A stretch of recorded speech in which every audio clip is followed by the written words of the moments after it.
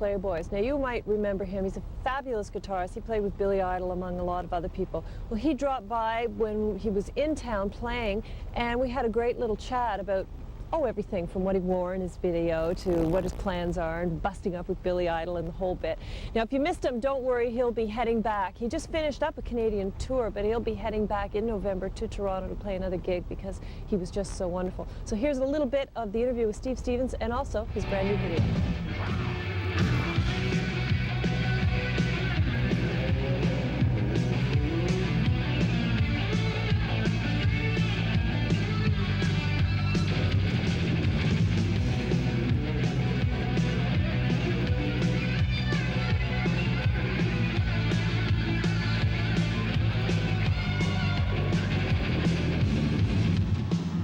Well, I had been signed to Warner Brothers as a solo artist after the Rebel Yell tour, and originally we anticipated that I would do a solo record that would be more where you have different singers on each track and you don't go out and tour or anything.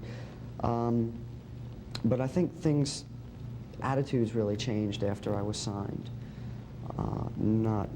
I can't say my attitude changed because I was, as I said, perfectly willing to have this coexist with Billy's situation. But largely, we lost an integral part of the team with Billy, which was our manager, our original manager, Bill LaCoin.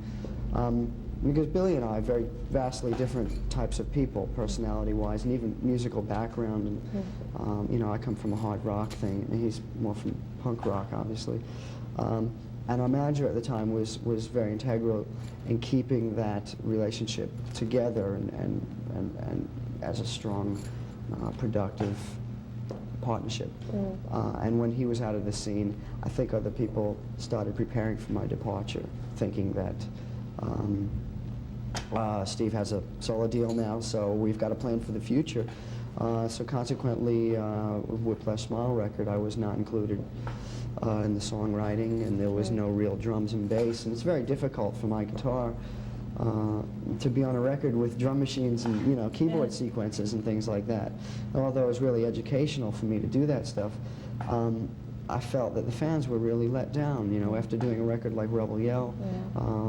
I certainly feel that Steve Stevens fans were let down.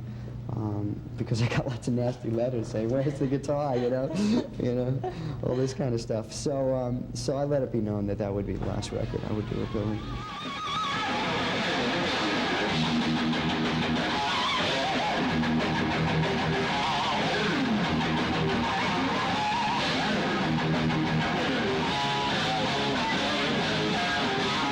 Where did the name Atomic Playboys come from? It seems to me like I've heard it or read it somewhere in a book or something. It was a term actually used in the early 50s for the United States bureaucrats who were doing the atomic bomb testing in the Pacific. You know, I mean, people were pretty naive back then as to what was going on, you know. So it was kind of a name for these kind of like martini drinking, you know, oh, let's drop a bomb here and let's blow up, you know, this Bikini Atoll over here and all this kind of stuff. And I saw it in the film Atomic Cafe, and there's a bit in there where this General William Blandy gives a speech, and he says, the bomb will not blow a hole in the bottom of the ocean, it won't destroy gravity, and I'm not an atomic playboy. And I thought, wow, that's great.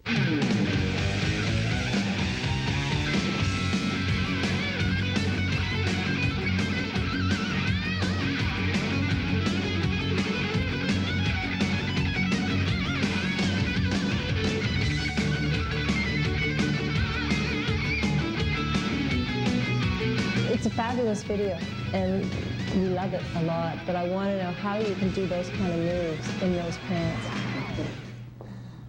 They are leather, right? Yes, patent leather, yeah. Okay. I don't know. You know, I've ruined a pair of pants here and there, but I don't know. Well, I'm glad to hear that you ruined a couple pairs, because I can hardly imagine it happening without you doing that, because there's some pretty wild moves. Yeah, I guess. Can you do that in clubs too? Can you do that kind of or are you really much more confined with your space? It's kind of like... No, it depends. It depends how, who's in the front row.